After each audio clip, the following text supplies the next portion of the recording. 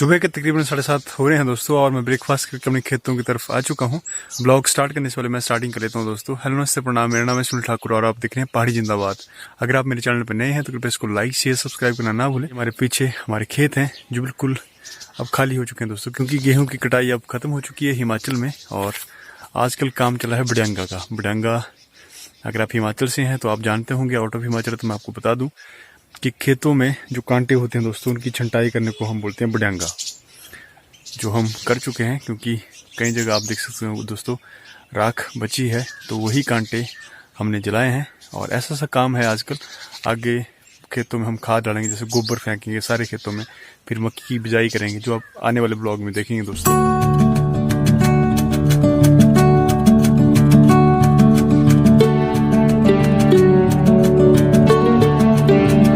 तो अभी मैं घास लाने आया हूँ अपने खेतों में, और उसको मैं टोके में लगा के दोस्तों निकालूंगा, उसका चारा बनाऊंगा। तो ये रहा मेरा औजार, मेरा दराट जी।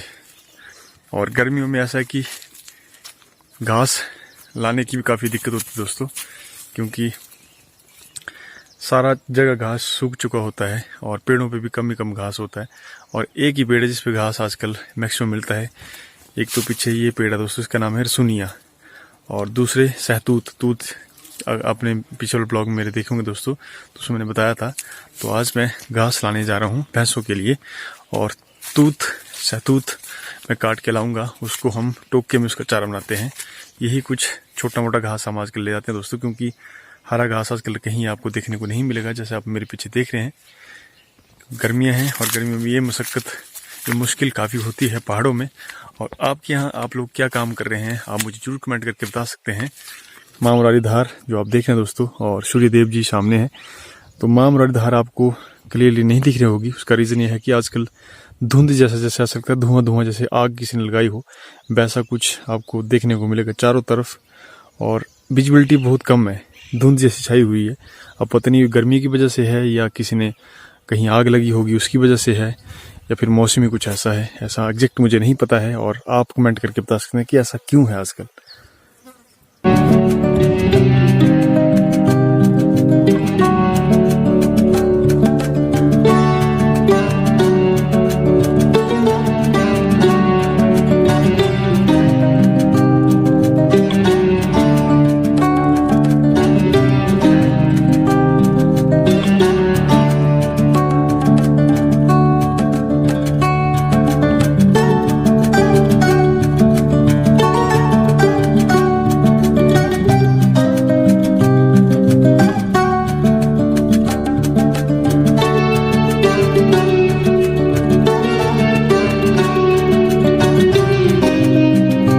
तो जैसा आपने देखा कि मैं घास काट के अब घर की तरफ जा रहा हूं। और एक बात और बता दूं कि आपने सहतूत तो खाए होंगे या चखे होंगे, नहीं चखे होंगे तो जरूर आप चख सकते हैं दोस्तों। काफ़ी स्वादिष्ट फल होता है इसका, सहतूत का। और एक तो भैंसों के लिए चारा डालने के काम आते हैं, दूसरा इनका अहम यूज ये है दोस्तों, रेशम के कीट जो होते हैं, आपने अगर देखे होंगे रेशम के कीड़े जिनको बोलते हैं, और उनको खिलाने के लिए, उनको फीडिंग करने के लिए, उनको चारा डालने के लिए उनको अहम सोर्स होता है दोस्तों ये सहतूत। और उनके लिए यही डालते हैं जिनसे रेशम निकलता है बाद में, रेशम के कीट जिनको हम बोलते हैं।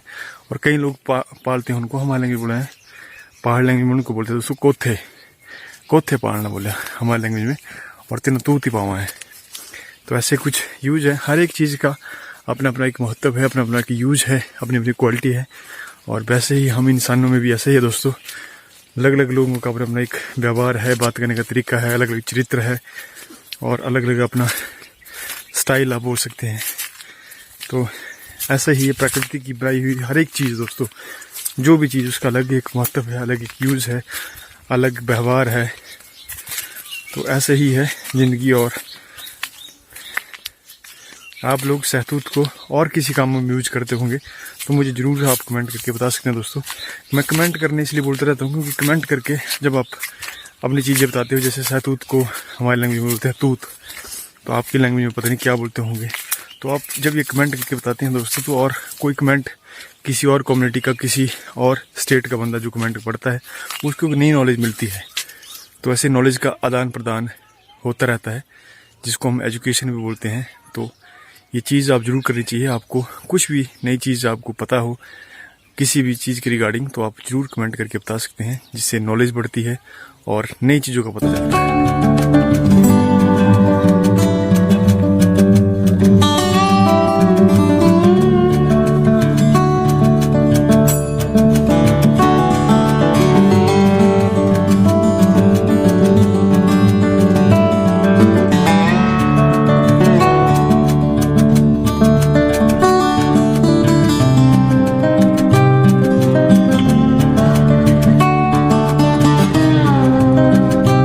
सुबह के तकरीबन 9 बज रहे हैं दोस्तों, और अभी मैं जा रहा हूँ अपने धारी या नाड़ू आप बोल सकते हैं, हमारे यहाँ नाड़ू बोलते हैं, उत्तराखंड बोलते हैं धारी का पानी।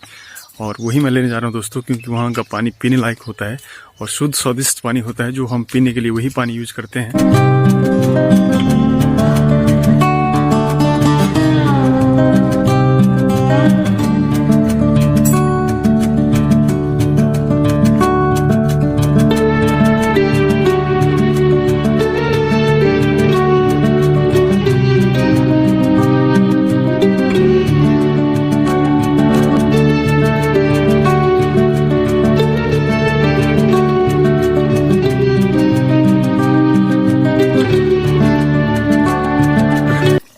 ये पहाड़ी और नीचे ये है नाड़ू जी, ये देखो।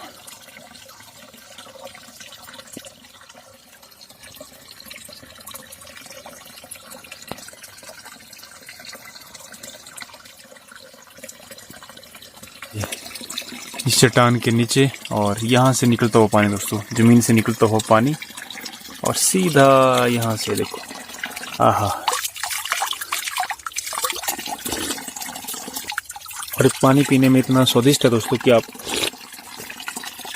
बड़ी बड़ी कंपनियों की बिस्लेरी या एक्वाफिना का पानी भी इसके आगे फेल है।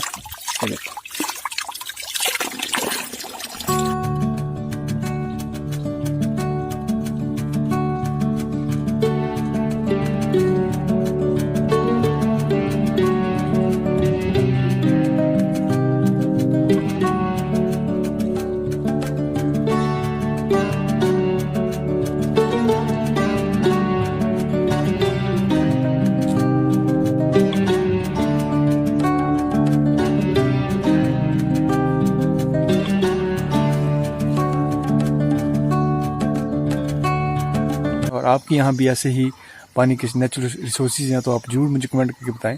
और हमारे यहाँ एक कहावत है दोस्तों कि पहाड़ों की ज़बानी और पहाड़ों का पानी, उसको जरूर बचाना चाहिए और उसका सही इस्तेमाल करना चाहिए।